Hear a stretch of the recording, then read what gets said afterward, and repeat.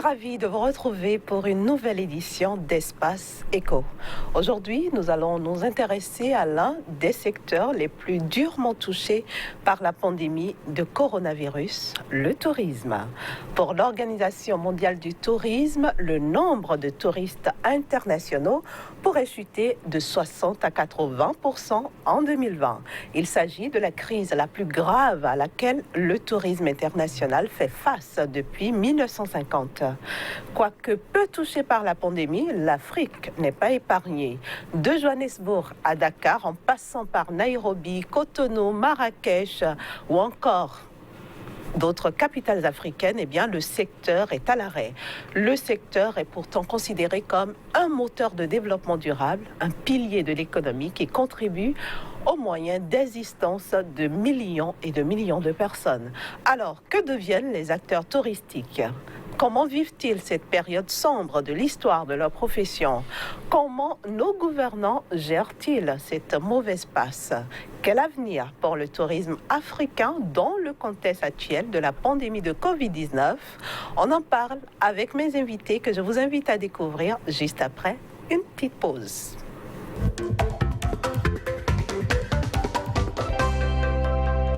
J'ai le plaisir de vous présenter tout d'abord Monsieur Dean Bouraïma. Il est le président du consortium Touristes par Million au Bénin et président directeur général de Bénin Royal Hotel. En face de lui, Monsieur Bertrand Adjovi, directeur du développement du tourisme au Bénin. Voilà, chers invités, merci d'avoir accepté notre invitation. Merci à vous aussi. Alors, ma première question s'adresse à vous, Monsieur Bouraïma, en tant qu'acteur du privé. Dites-nous comment vous vivez cette période. Bonjour madame, je vous remercie de m'avoir invité à cette émission qui va certainement nous permettre de comprendre le désarroi que vivent les acteurs de tourisme au plan national comme international. Je dois vous dire qu'en ce moment, je me sens très mal. Je me sens très mal dans la mesure où, pour la toute première fois, nous avons été obligés quand même d'arrêter complètement nos activités. J'ai l'habitude de dire que même en temps de guerre, il y a du business. Mais en temps de Covid, il n'y a rien. C'est pour vous dire simplement que actuellement, les aéroports, les hôtels, les restaurants, les agents de voyage, les guides de tourisme ou encore les artistes plasticiens, ils sont aux arrêts. Et comment est-ce que vous arrivez à tenir debout? On ne tient pas debout. Vous avez trouvé la force de venir jusqu'ici. C'est surprenant. Non, évidemment, tant qu'il y a la vie, il y a d'espoir. Et il ne faut pas mourir avant la mort. Il faut être en vie pour voir la mort arriver. Et ce que je voudrais vous dire et ce qu'il faudrait comprendre, c'est que la crise est tellement grande, est tellement importante que beaucoup d'emplois sont supprimés. Et ce qui est encore plus grave, c'est que nous ne savions pas quand est-ce que ça va finir. C'est dans 1 mois, dans 2 mois, dans 3 mois, on ne sait pas. Alors, nous nous sommes dit quand même que il faut qu'on travaille autrement. Je pense qu'au cours de l'émission, nous allons arriver à comment faire. En attendant d'y arriver, nous allons écouter M. Adjovi qui représente ici le ministère du Tourisme, de la Culture et de l'Artisanat et des Arts. Autant les acteurs du privé sont touchés par cette crise, autant vous, acteurs étatiques, vous l'êtes aussi. Quel regard justement jetez-vous sur cette période? Merci Madame la journaliste. Je voudrais d'entrée de jeu vous remercier. Comme je le dis, remercier au ministre qui me permet d'être ici pour intervenir dans ce débat. Je voudrais vous dire simplement que, comme tout le monde l'entend, le secteur du tourisme, c'est un secteur particulier. C'est la migration, donc le déplacement des humains qui a donné naissance au tourisme. Et donc là, si aujourd'hui, il y a une pandémie au Covid-19 qui inhibe tout et qui ne permet plus que les déplacements s'opèrent, qui renvoie à des fermetures d'aéroports. Je pense que le monde est presque moribond en ce moment-là. Et pour le dire, nous avons fait effectivement le constat que le secteur du tourisme, qui est un secteur très important, de par son caractère connexe au plan économique, parce que rattachant à lui-même beaucoup d'autres secteurs d'activité qu'il nourrit, est le plus touché parmi tous les secteurs, je dirais. Et pour ce fait, nous avons fait le constat que l'OMS, par ces études préalablement faites qui datent du 27 avril 2020, je pense, a démontré que 100% des destinations au monde et en Afrique d'ailleurs ont porté restriction au voyage. Donc les aéroports sont fermés, c'est-à-dire les vols sont restreints dans tous les aéroports à 100%. Et puis de cela, 72% de ces destinations-là au monde ont fermé totalement leur aéroport pour ne pas recevoir sur le territoire des cas infectés qui leur créeraient plus de problèmes. C'est-à-dire en fait que des 217 destinations au monde, il y a 156 qui ont porté restriction à leur aéroport pour ne pas recevoir tous les vols et pour autant pouvoir sécuriser leur population et faire face et bien gérer la riposte au Covid-19. Et quand cela arrive, cela voudra dire que ceux qui reçoivent ces visiteurs, ces touristes dans ces pays sont en manque de flux dans leurs respectifs hôteliers, parlant d'abord des hôteliers, et de ce fait, la restauration, l'hébergement, la restauration, l'agrément que le visiteur doit pouvoir s'offrir impacte beaucoup de gens. Si tous ceux-là sont restés les bras croisés, c'est que le secteur est presque mourant, donc dort. Étant cela que des réservations sont annulées. Beaucoup de réservations sont annulées. Pratiquement 90% des réservations, plus que ça, sont annulées au plan international et au plan africain. Surtout, je me pense sur le cas du Bénin qui a fait une restriction sur son territoire. Le Bénin a ouvert parce qu'au plan économique, le Bénin est très intelligent. Le Bénin a réfléchi par rapport au travail du comité national de la riposte Covid-19 et a trouvé qu'il fallait venir quand même 2 vols. J'étais les noms ici qui venaient et ces vols annoncent 150 passagers et à l'arrivée, nous on se positionne pour pouvoir faire le transfert vers les hôtels. Conséquemment, au plan mis en place pour la riposte Covid-19, on se positionne pour pouvoir faire le transfert à l'hôtel et pouvoir faire le check-in et suivre le reste par rapport à la quarantaine. Mais ce sont les premiers vols qui sont venus pleins. Après, les vols ne venaient plus. Sinon, ceux qui doivent venir viennent avec le tiers ou le quart ou le cinquième du nombre annoncé au départ. C'est-à-dire en fait que dans ce cas, les promoteurs dont nous avons la tâche d'appuyer, de soutenir techniquement, nous au plan institutionnel, tombent dans un vide. Et ce vide a beaucoup de corollaires du moins qui sont gérés au plan social et économique. C'est-à-dire en fait que c'est une période très dramatique que nous avons vécue nous-mêmes parce que quand vous rencontrez un promoteur qui vous pose des questions, qui demande les mesures qu'il va mettre en place pour y arriver, l'appui technique que nous on peut apporter, c'est quand ils sont en activité et que les clients sont sur place que nous peut apporter l'appui institutionnel à travers la réglementation en cours dans le secteur et des innovations à leur apporter. Et également par rapport aux réformes qui sont en cours actuellement au niveau du secteur. Mais tant qu'il n'y a rien, qu'est-ce qu'il faut leur conseiller? C'est pourquoi, dans les approches, nous avons réfléchi à trouver que la solution serait locale et on peut y arriver facilement. À vous entendre, on devine aisément que ce n'est pas une période de repos pour vous. Alors qu'on a l'impression que quand il n'y a pas de touristes, vous restez les bras croisés, non, normalement? Ça ne peut même pas être une période de repos parce que déjà, je vous dis que au niveau du gouvernement, pour le comité mis en place, plusieurs ministères sont désignés pour gérer la riposte Covid-19 avec à sa tête un ministre désigné pour gérer à la présidence avec un sous-comité qui est constitué des cadres désignés par le ministre qui travaillent à l'opérationnel. Et là-dessus, donc, on ne dormait pas du tout. On passait pratiquement le temps à l'aéroport. Et du reste, c'est pour sécuriser la destination, pour permettre à la population de mieux vivre, de ne pas tomber sous le coup de la dérive du Covid-19. Et également permettre à ce que nos hôtels soient sécurisés parce que c'est les endroits qui réceptionnent ceux qui arrivent sur nos destinations. Et pour ce faire, étant dans la situation et circulant, et même au bureau, au moment où nous avons un temps de répit, les promoteurs viennent à nous et bien nous appellent au téléphone. Que ferions-nous? Que faut-il faire? À quoi nous allons nous en tenir? Et ça devient pour le gouvernement et le ministère et nous-mêmes techniciens une série de casse-têtes que nous n'arrivons pas à gérer. Et dans la réflexion en cours que nous sommes en train de tomber sur des pistes qui seront gérées à l'interne pour y arriver. Monsieur Bouraïma, vous l'avez dit, cette période est particulièrement difficile pour vous. Que sont devenus vos employés? C'est justement le cas le plus préoccupant. Parce que nous avons été obligés de mettre des employés en chômage technique. Nous avons été obligés de licencier d'autres. Il faut le dire, c'est malheureux. Et pour la plupart, ceux qui méritaient des congés suivant les règles sont partis en congé le temps de la réouverture. Je pense que c'est ce que nous pouvons dire concernant les employés. Et la maison, elle tient comment?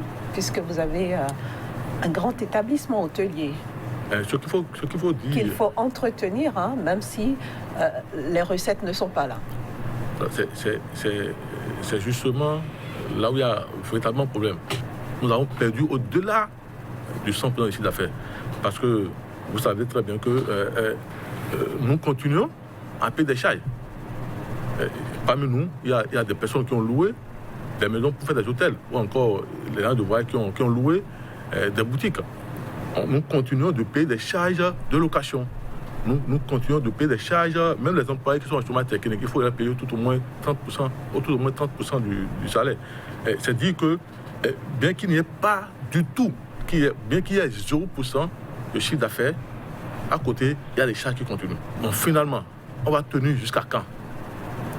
Nous ne savons pas. C'est pourquoi cette crise, elle doit nous amener à réfléchir autrement. C'est-à-dire que c'est vrai qu'aujourd'hui, maintenant, nous sommes dans la mondialisation, et que les pays sont dans les uns dans les autres. Mais quand même, il faut quand même travailler de sorte que, suivant les potentialités de chaque pays, on puisse travailler à ce que, lorsqu'il y a des crises exogènes comme ça, qu'on puisse trouver des voies et moyens pour tenir un temps soit peu. Justement, M. Adjovi, est-ce qu'on aurait pu prévoir cette crise? Une crise peut se prévenir, comme vous le dites, mais ce n'est pas aussi facile, ce n'est pas direct, parce que nul ne peut prévaloir de ce qu'il va lui arriver un danger. Personne ne peut se souhaiter affronter un danger, personne ne peut se souhaiter se tuer économiquement, du tout. Mais il faut comprendre que dans cette situation, si c'est des pistes pour se tirer d'affaire, on peut les imaginer. Parce que nous sommes déjà là. Le mécanisme du danger s'est enrôlé et nous emporte dans une spirale. Et pour y arriver, il faut que nous puissions trouver l'équilibre. L'équilibre, c'est de se maintenir, c'est-à-dire de tenir la tête sur les épaules afin de réfléchir et d'y arriver avec des solutions, des approches de solutions concrètes qui permettent à ce que tout ce qui est dans le secteur, autant privé qu'institutionnel, que nous puissions arriver à harmoniser nos points de vue de façon à nous tirer d'affaire. Je sais qu'à un moment donné, on dira, c'est au plan africain, tous les pays d'Afrique d'ailleurs diront, sinon les acteurs, même au plan africain et béninois, diront, c'est l'État qui va nous aider, c'est vrai, l'État aidera certainement, mais il va falloir quand même que l'exercice de la réflexion commence à dire à tous les deux niveaux, privé et public, afin que nous puissions joindre les deux bouts pour y arriver. Il ne manquera pas que, techniquement, on puisse dire ce qui peut être, mais qui va effectivement impacter et chercher à résorber la situation. Le Bénin, comme beaucoup d'autres pays africains, a rouvert ses frontières, mais les touristes n'affluent pas encore. Alors, quand vous faites une projection à court, moyen et long terme, comment est-ce que vous sentez ce secteur? Vous voudriez parler certainement des impacts. Exactement. Et des impacts pour une pandémie Covid-19, pour le constat de son ravage au monde entier, en Afrique et au Bénin. Je pense que on peut dire directement, comme l'a dit M. Dim Bourahima, directement qu'il y a eu des chocs à divers niveaux. Et d'abord, on comprend que la Covid-19 n'a pas touché les pays du monde et d'Afrique et du Bénin, et le Bénin de la même façon. D'abord, c'est arrivé différemment. Et le premier cas a été identifié en Égypte en février 2020. Donc, c'est par là que ça a commencé. Et après, le foyer s'est exporté vers le reste de l'Afrique. Donc, la façon dont les stratégies mises en place par les États également eux-mêmes pour pouvoir gérer la réponse Covid-19 en leur sein constitue également une autre variable qui ne nous permettent pas, avec le premier élément que je viens d'évoquer, de dire que les impacts négatifs seront les mêmes à tous les niveaux. Mais il faut dire que de façon globalisée, au plan social, il y a eu beaucoup de problèmes. Puisqu'en réalité, dès qu'on ne travaille pas, déjà, le secteur consomme de tous les autres secteurs. Ceux qui sont dans les centres maraîchers, ceux qui sont dans ça, et dont les produits sont consommés, tombent dans une vivante, pratiquement. Et ils s'en plaignent tous les jours.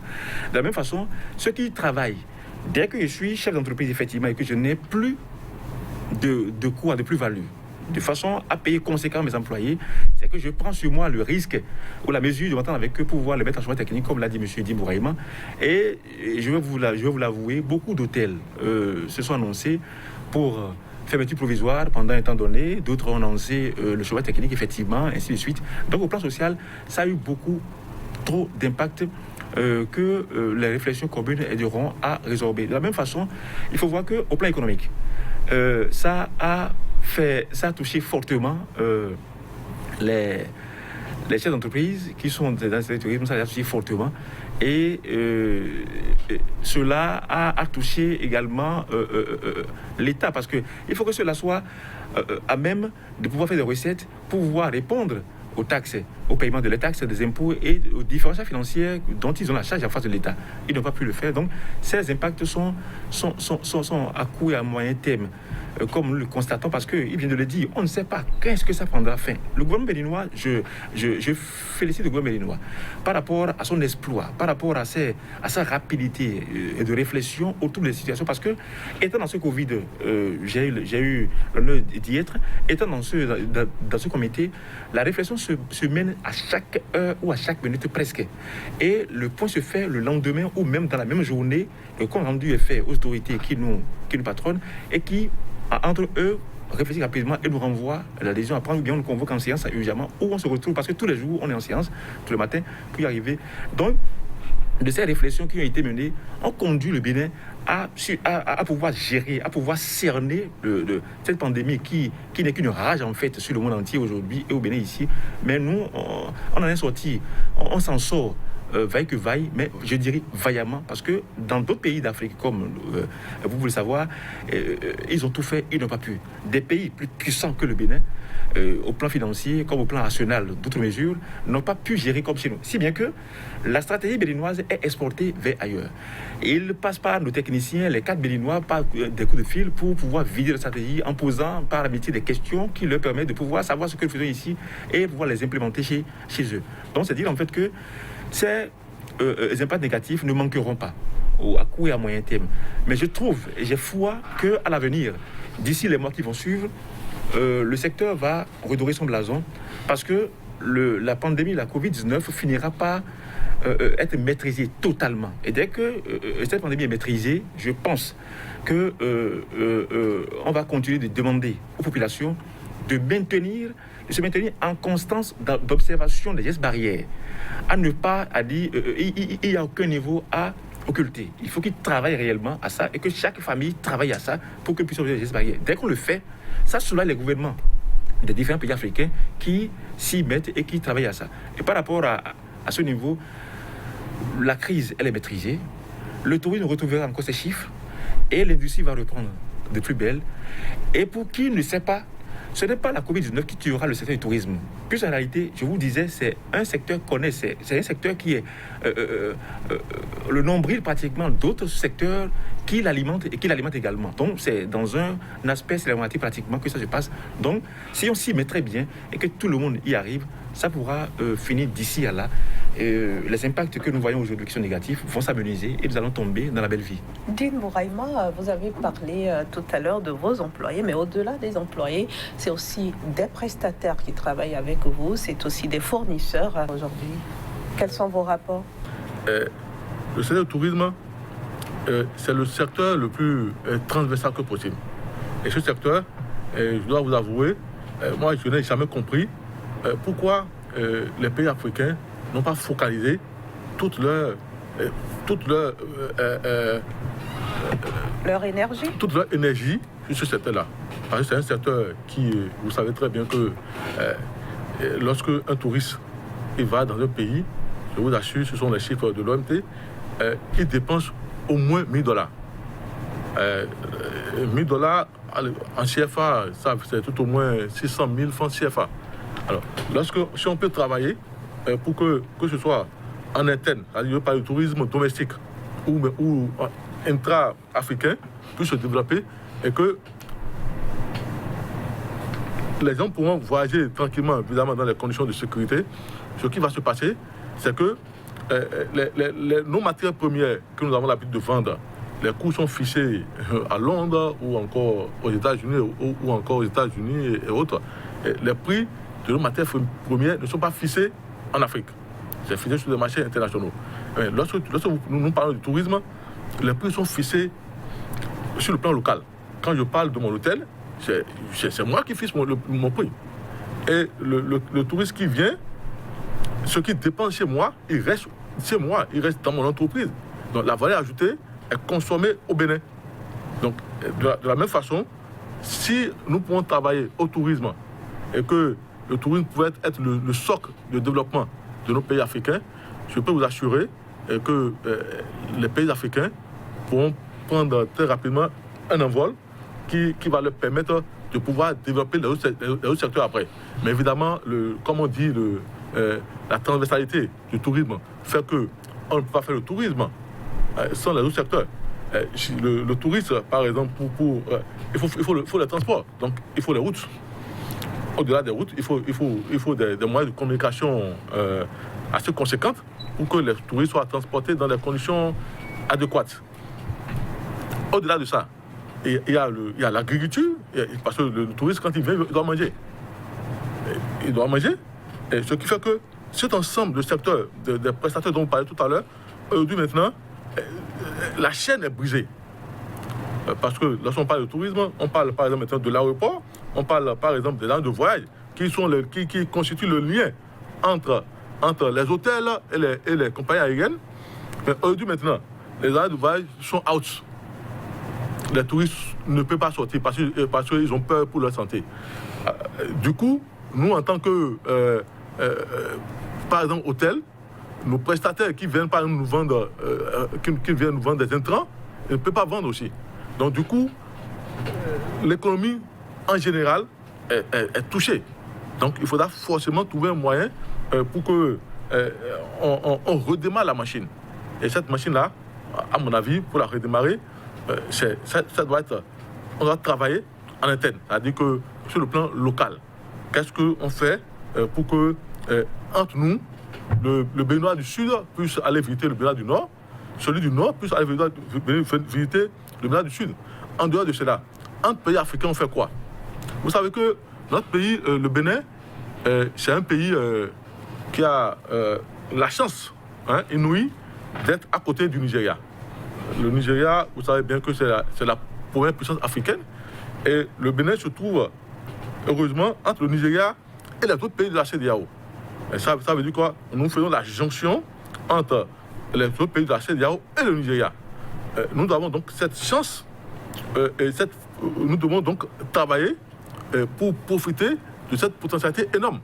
Et nous avons la chance de parler la même langue que le Nigeria. Vous savez, par exemple, au Nigeria, il y a, par exemple, maintenant, nous avons le Hausa, nous avons le Yoruba. Le Yoruba, par exemple, est parlé par plus de 150 millions d'habitants. Et le Yoruba est parlé au Bénin, il est parlé également au Nigeria et dans d'autres pays du monde.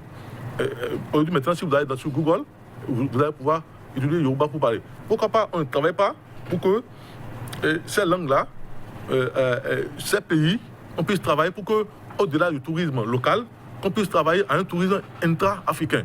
Les Nigériens, aujourd'hui, maintenant, ils laissent le Bénin pour aller dans d'autres pays. Par exemple, maintenant, ils aiment aller en Gambie, ou encore au Rwanda, ou encore en Afrique du Sud, ou encore au-delà de l'Afrique, par exemple, à Dubaï. Alors que nous sommes les mêmes peuples.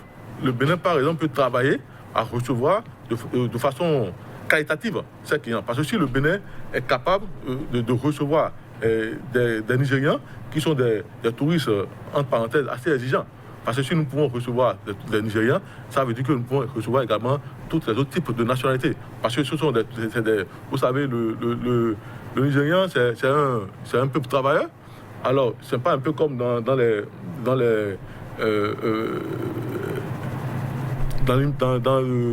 qu'est-ce que je veux dire? Je veux dire que au niveau des francophones, vous savez que lorsqu'on est riche, on cache. L'anglophone, lorsqu'il est riche, il montre sa richesse. ils montent sa richesse et ils ont envie de venir, par exemple, au Bénin, montrer leur richesse. Ils ont envie de venir claquer des dollars à dépenser dans notre économie. Donc, c'est à nous de mettre en place ce qu'il faut pour qu'ils puissent venir suivant les conditions de sécurité et qu'ils puissent manger ce qu'ils ont envie de manger. C'est-à-dire qu'on doit pouvoir s'adapter pour leur donner leur nourriture, ce qu'ils ont envie de manger, c'est chez nous. Mais ce travail-là ne peut se faire qu'avec le gouvernement. Donc il faut que forcément le gouvernement puisse nous accompagner. Parce que en ce qui concerne le Bénin, c'est vrai que la crise elle est assez grave, mais nous avons des portes de sortie.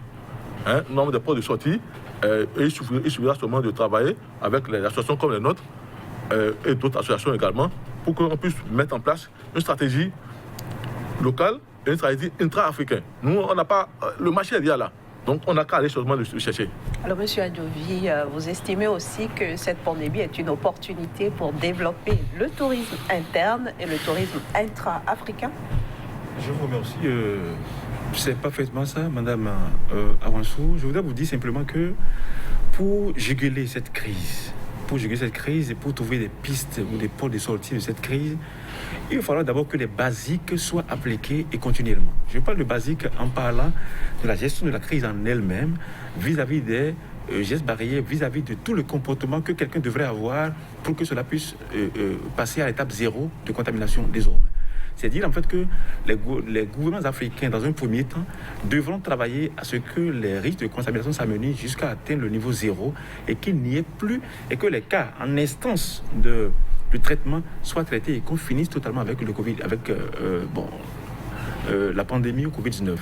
Je voudrais aussi dire que si les hôtels, les réceptifs hôteliers, qui sont les lieux privilégiés, qui hébergent les visiteurs qui arrivent, ne s'y applique pas, cela ne nous permettrait pas de pouvoir vendre la destination. Parce que pour vendre une destination, il faut que la destination soit sécurisée. Comprenez qu'aujourd'hui, vis-à-vis du cas de la pandémie au Covid-19, quand on prend l'Afrique, c'est les pays de l'Afrique subsaharienne qui constituent le réservoir, qui a été identifié comme le réservoir de la sécurité pour avoir à ces pandémies-là. La preuve, le Bénin en fait partie. Et voilà là où nous en sommes aujourd'hui. Donc le Bénin est un pays sécurisé en matière d'aujourd'hui, qui a une destination qui puisse être plus prisée que d'autres en matière de vouloir venir voir quelque chose quelque part. Donc, si en l'état, les réceptifs, les hôtels que nous avons, les établissements touristiques ne respectent pas et ne développent pas d'autres stratégies même qui renvoient plus loin ces Covid-19 de pas les gestes normaux demandés à être appliqués par tous, ça, nous allons encore travailler, mais sans pour autant atteindre l'objectif. Le second plan, ça veut dire en fait qu'il faut une sensibilisation aujourd'hui. Il faut que le gouvernement africain travaille à quelque chose. Et que le Bénin travaille à quelque chose. Ce à quoi nous sommes attelés depuis un temps, c'est que le tourisme interne devrait être développé forcément. Vous savez, beaucoup de Béninois gagnent de l'argent. Et comme l'a dit M. Dim Bouraïma, nous sommes pays francophones, c'est vrai, mais moi je pense que le cas Bénin africain, nous travaillons, mais nous voulons forcément sécuriser nos sous quelque part, mourir et les laisser là, et puis c'est parti. Alors qu'on peut s'offrir d'agrément à tout moment. Nous travaillons pour vivre. Nous n'allons pas vivre pour travailler, mais on vit pour travailler, c'est vrai. Mais quand on va travailler, il faut pouvoir en jouir. Voilà, il faut en jouir. C'est en cela que les différents établissements touristiques, en l'occurrence les gens de voyage et les tours opérateurs, en relation avec les guides de tourisme et autres acteurs associés, devront être mis à contribution de façon à ce que nous puissions vendre les destinations intérieures à notre pays. Donc le tourisme interne devrait être développé. Il y a des pans qui ont été identifiés pour faire décoller ce tourisme interne-là à l'intérieur de notre pays et qui sont en révision actuellement pour que nous puissions ramener ce dont nous parlons pour les recycler les forêts en matière. Je vous rappelle qu'au détour d'une séance avec le ministre Jean-Michel Abimbola, le ministre de la Culture et des Arts, en face des acteurs privés, M. Dim Bouraïma était présent le jour-là, nous leur avons dit qu'ils sont agents de voyage. C'est eux qui sont les prescripteurs de destination par excellence, c'est eux qui impactent les destinations. Mais nous remarquons qu'au Bénin, les agents de voyage également font du travail, ils font du boulot, mais il leur manque encore à persévérer en la matière de façon à impacter plus la destination.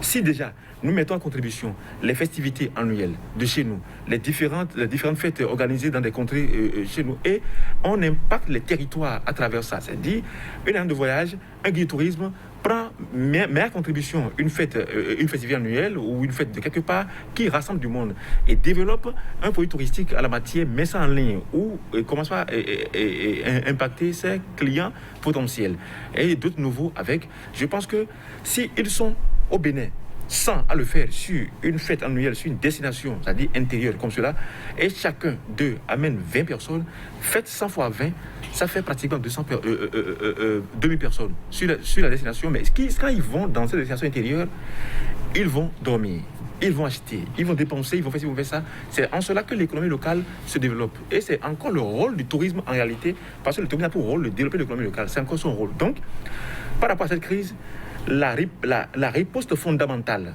pour tirer le tourisme d'affaires, c'est de développer le tourisme interne de façon continue et durablement aujourd'hui pour que, au-delà de ce que nous puissions penser un jour que la même crise ou similaire peut arriver, qu'en son temps, que nos privés et tout le monde puisse se frotter les mains et se dire nous avons déjà construit quelque chose qui peut nous permettre de glaner ça et là, même si le gros lot n'arrivait de quelque part. C'est un peu ça. Dine Bouraïma, j'ai envie de vous taquiner un peu puisque vous êtes le président du consortium Touristes par million au Bénin. On pourrait aller dans un autre sens en disant touristes par milliers dans le Bénin. Parlons du tourisme interne. Vous savez que... Qu'est-ce que vous faites dans ce sens? Vous savez que l'organisation que je représente ici, elle a été créée parce que nous avons vu que notre pays, le Bénin, a d'immenses potentialités touristiques et que ces potentialités touristiques sont inexplorées et inexploitées. Alors, nous sommes aussi bien par les Béninois de l'intérieur que par les touristes en général. Bien sûr, il y a des personnes qui vivent à Cotonou qui ne connaissent pas la plage. Ils sont à Cotonou, ville portière, la ville qui a une plage plutôt, mais qui n'y vont pas. C'est-à-dire que notre culture, la culture africaine, fait que nous ne prenons pas en compte le tourisme. Donc, pour pouvoir y arriver, c'est un travail à faire. C'est pourquoi le tourisme domestique, c'est quelque chose d'assez difficile dans nos pays, parce qu'on n'est pas habitué. Alors, pour qu'on y arrive, c'est forcément, je répète, c'est forcément les pouvoirs publics qui peuvent mettre en place des mécanismes qui vont faciliter ça. Sans cela, nous allons travailler pour travailler et on n'aura pas de résultat. Moi, je suis acteur. Nous avons on a fait beaucoup de travail, mais ça ne porte pas encore. Ça ne porte pas encore parce que derrière, il n'y a pas encore le soubassement qu'il faut. Et le soubassement qu'il faut, c'est de pouvoir travailler au niveau de la culture, au niveau du mental. Du mental des Africains, que pour se développer, on ne peut que se développer que par nous-mêmes. Les autres ne nous apporteront jamais le développement. Malheureusement, les pays africains, nous avons tendance à dire, bon, la colonisation, ceci, cela, on attend les aides on attend tout des autres. Mais les autres, ils ont également leurs problèmes et on est en compétition. Un pays, comme par exemple maintenant, je ne veux pas citer de nom, mais aucun autre pays ne peut pas venir aider le Bénin à se développer touristiquement. Ce n'est pas possible. Parce que, quoi qu'on dise, le Bénin constitue un concurrent pour lui. Alors, si c'est comme ça, c'est à nous-mêmes d'utiliser la science des autres, mais pas notre savoir-faire interne, pas notre mental béninois, comme nous l'avons pu regarder pour le Covid. Vous avez le Covid-19, le Bénin n'a suivi aucun pays. Le Bénin a eu sa stratégie et a élaboré sa stratégie, et le Bénin a eu sa stratégie. Nous pouvons faire la même chose au niveau du tourisme. Et non seulement nous avons les hommes qu'il faut, parce que sans hommes, il n'y a pas de richesse, nous avons les hommes qu'il faut, nous avons les potentialités qu'il faut. Donc, on n'a qu'à mettre en place ce qu'il faut. Nous avons aujourd'hui, là où je vous parle là, je parle du cas du Bénin, c'est le cas que je connais le plus. Vous savez que le tourisme, c'est un secteur qui a besoin de beaucoup d'investissements. Et non seulement il faut beaucoup d'investissements, le plus important c'est que quand tu investis, le retour n'est pas rapide. Dans le tourisme, quand tu investis, tu attends le retour dans 10 ans, dans 20 ans, dans 30 ans. Nous, opérateurs que nous sommes, nous sommes des businessmen, entre griffes si vous voulez. Nous voulons avoir un retour rapide. Donc, alors, c'est seulement l'État qui peut mettre en place par des investissements structurants, importants. L'aéroport, conséquemment, les réformes qu'il faut, les moyens de transport routier, au niveau des sites touristiques, faire ce qu'il faut. Ouais, il faut un programme ambitieux, comme l'a fait par exemple le gouvernement béninois.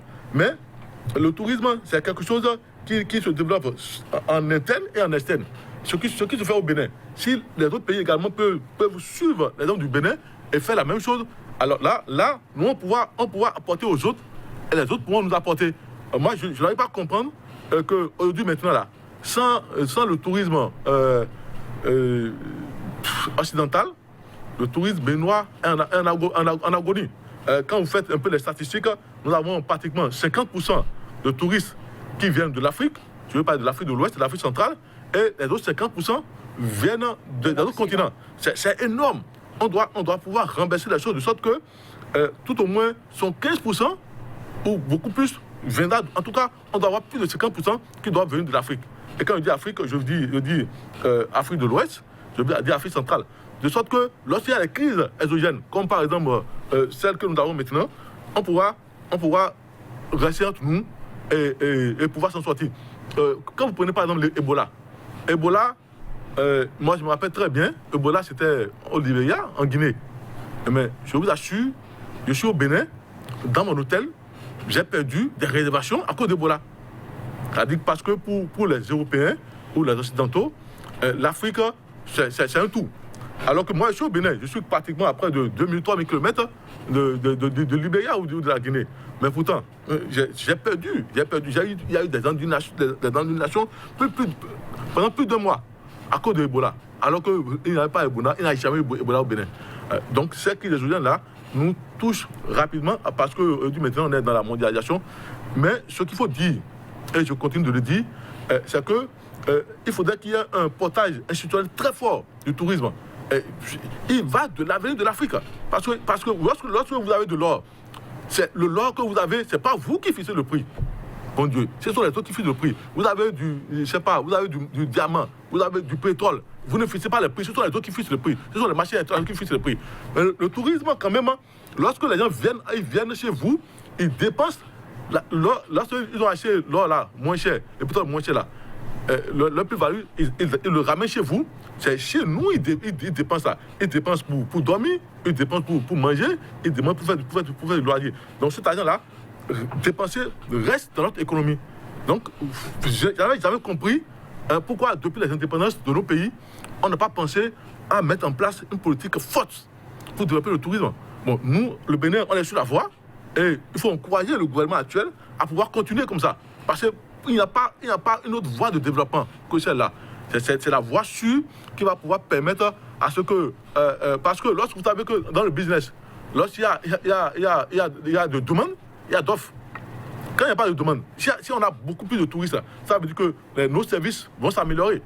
Mais si on n'a pas de demande, on ne peut pas améliorer nos services. Il faut qu'on ait plus de demandes pour pouvoir améliorer nos services. Et comme cela, on va pouvoir améliorer nos services. Et quand on améliore nos services, ça veut dire quoi? Ça veut dire que nous allons consommer, nous allons demander à nos prestataires d'être beaucoup plus qualitatifs pour que nous puissions améliorer nos qualités. Donc, si nous demandons par exemple maintenant à ceux qui nous livrent la tomate, que nous voulons une tomate bio de meilleure qualité, donc derrière, ils vont travailler pour nous amener ce que nous voulons, et ainsi de suite. Donc, toute la chaîne va monter en gradation. Et en fin de compte, on va avoir une économie qui sera tournée autour du tourisme, mais faire seulement du tourisme international n'est pas une bonne chose parce que dès qu'il y a crise, il y a problème. Donc c'est pourquoi il faut pouvoir lier le tourisme national au tourisme international. Comme cela, lorsqu'il y a problème au niveau international, on pourra quand même s'en sortir jusqu'à ce que la crise puisse se lever. Bertrand Adovi, vous l'avez dit, vous l'avez répété, le Bénin est aujourd'hui sécurisé. Vous confirmez, les touristes peuvent venir? Vous savez, le Bénin est sécurisé. Les statistiques sont là, les résultats le montrent très bien.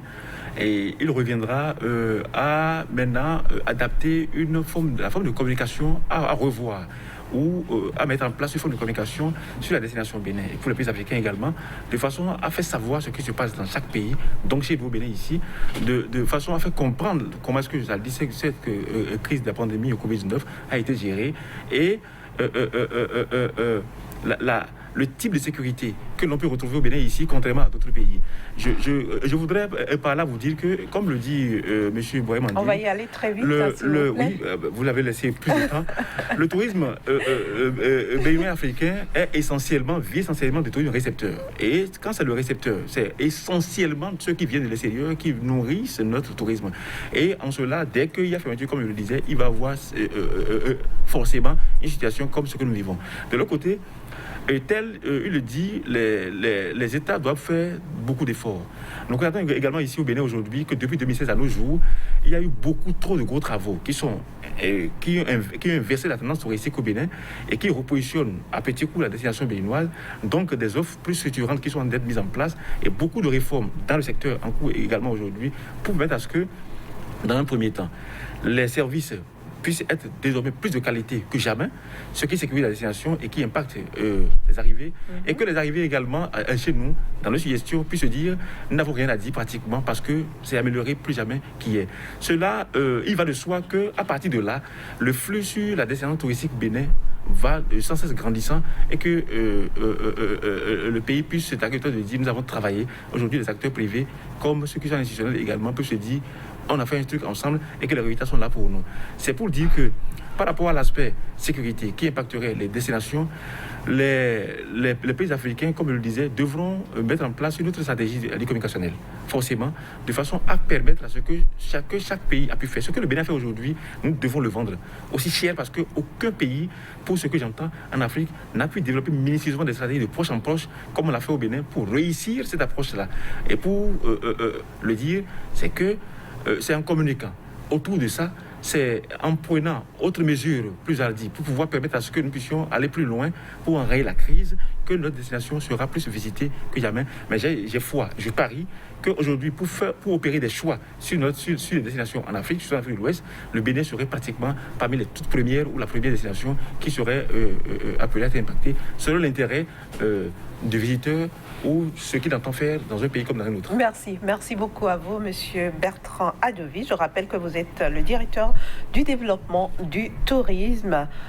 Vous êtes sous tutelle du ministère du Tourisme, de la Culture et des Arts. Merci d'avoir accepté notre invitation. C'est moi qui vous remercie. En face de vous, nous avons M. Dine Bouraïma, président du consortium Touristes par Million au Bénin et PDG de Bénin Royal Hotel. Merci également à vous d'avoir été là. Merci. Chers amis téléspectateurs, ce sera tout pour ce numéro d'Espace Éco. Merci de nous avoir reçus chez vous.